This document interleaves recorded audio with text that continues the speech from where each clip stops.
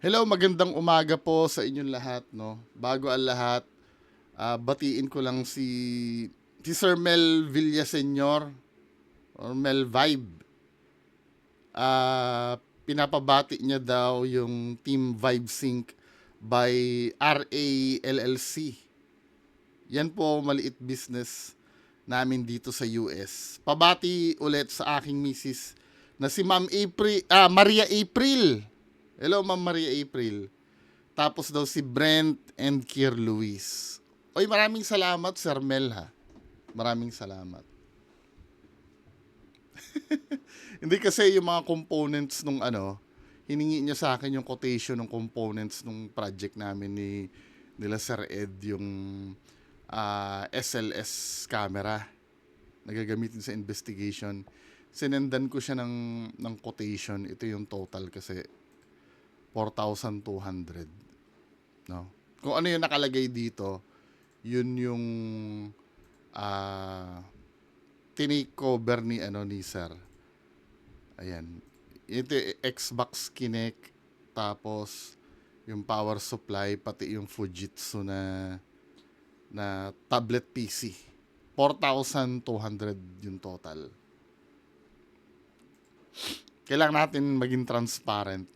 Tapos, nagpapabati si Sir Julius Fernandez. Birthday daw niya sa August 4. Bukas. So, yun, may funeral words siya. Sige, natin to, sir, ha? Ni Sir Julius, Si Rob Extin din. Tama ba yung. Hindi, baliktad pala yung nasa, ni Sir Rob. Rob Nietzsche ang name niya. Pabati naman daw sa ulit sa pinakamataray niyang asawa na si Ma'am Mitch Nietzsche. Mahal na mahal kita. Bawas ka ng rice cam. Ma'am, oh! Hindi na, magbawas ka daw ng rice. Ako din, need ko niyan eh. Kaya lang kasi syempre pag galing ka sa trabaho, no? Tapos syempre gutom na gutom ka, parang reward mo na sa sarili mo yung kumain. Hindi naman ako umiinom, hindi naman ako naninigarilyo, parang kaya lang need no? Mahirap kasi. Lalo na pag gutom na gutom ka na, no? Anyway, sino pa ba magpapabati next?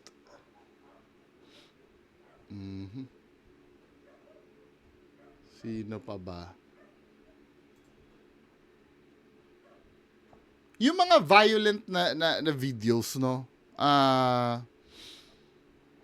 Hindi ko marera kapag sobrang violente. Ang nangyayari, ang ganito, men, pag may nag-viral na violent na videos, yung may hintayin natin lumabas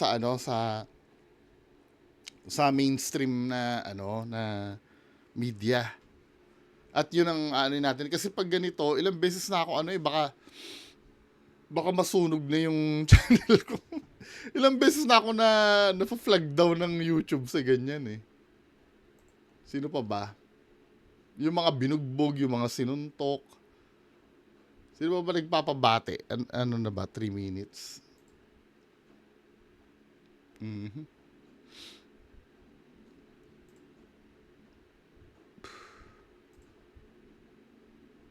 Yung mga dagang dingding, pass muna ako dun ha. May paparating sa kanila eh. Hello, ma'am, Ami Bell. Kamusta na kayo, Ma'am Ami Bell? Nag-message sa akin si Ma'am Ami Bell eh. Shout out po.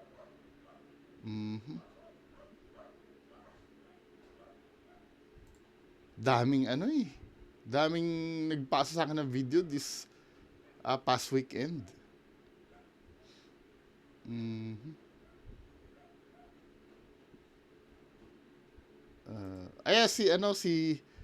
Si Japanese name. Ito, Marvin Kuaping Spiritu. Birthday niya daw. July 4. Nabati ko ba to? Kasi nag-message ulit sa akin si Sir Marvin eh. Japanese yung name niya dito eh. Sino pa ba? Hello, Sir Devon Ray Pasco Panty. Oo nga pala, may pag-uusapan tayo. May mga nagagalit sa akin doon sa content ko kay Balagbag. Yung, sinabi ko naman talaga na ano na walang substance eh. Wala naman talaga substance eh. Oh, may lesson na wag kang mag-park, no? Pero ang daming senaryo doon na walang substance eh. Wag kang magagalit sa akin. Sabing ganon, sabi sa akin nung isa nag-comment. Kay kulaong ka lang pala magaling Anong gusto mo? Purihin ko? Hindi nga ako natawa eh. Ikaw, kung natawa ka, di good for you. Doon sa ginagawa nila. Ako, hindi ako natawa. Kailangan ba matawa ako para masabihan mo ako magaling? Ikaw naman. 'Di ba? Ang dumi-dumi nga ng skit ni Balagbag eh. Na magsasalita siya, sasapawan ng isang magsasalita. Dapat pag magbibitaw ng dialogue, hindi sila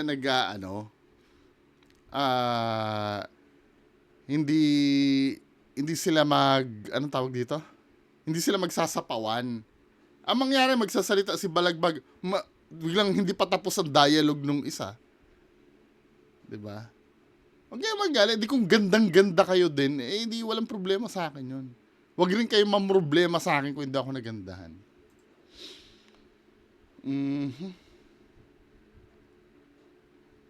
Sino pa ba?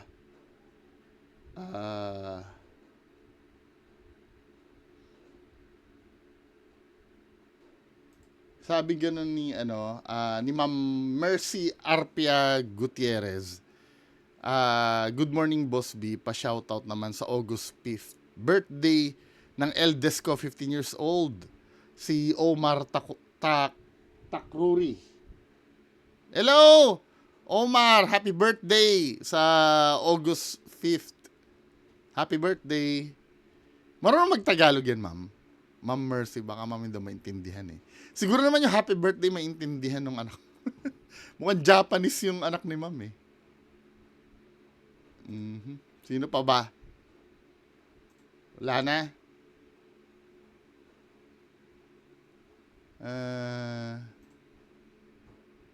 So to si Sir Joseph Christian Fajardo.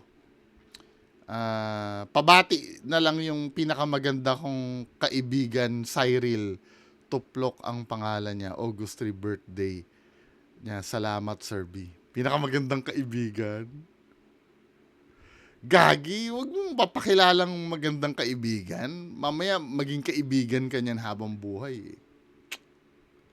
Dapat lang, ako na sana pinadiskarte mo. Niligawan mo ba? Ay, sorry ha! Hindi, ibig ko sabihin, pag mga ganito, men, huwag niyo papakilala as kaibigan nyo. Kung type nyo. Hindi ina-assume ko lang, Ma'am Cyril wala ko ibig sabihin sa sinasabi ni Sir John. Hindi kasi sabi ni Sir Joseph, pabati na lang daw yung pinakamaganda niyang kaibigan, Cyril Tuplok. So, dahil maganda, feeling ko babae to. Tama? May gusto ka ba, sir? Huwag kaibigan. Magiging kaibigan ka niyan habang buhay pagka ganyan eh. Diba? Sana sinabi mo na pabati na lang yung pinakamagandang babae, si Cyril Tuplok. Ikaw ang naglalagay ng wall sa sarili mo eh. Pag ganyan, pag may type ka, huwag mo ikukulong yung sarili mo sa pagiging kaibigan. Anyway, sorry nakialam ako ng konti. Na-curious kasi ako. Pinakilala ka, Ma'am Cyril, as magandang kaibigan daw. Ano ba?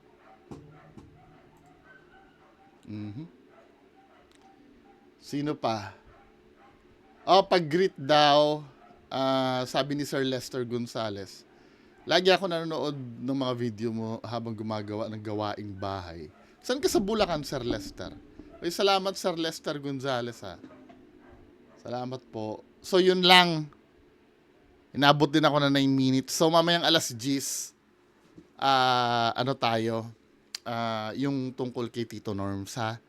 Maraming salamat sa mga nagpabati at sumusuporta. Saan ba tayo? Sige, mamaya alas 10 ha.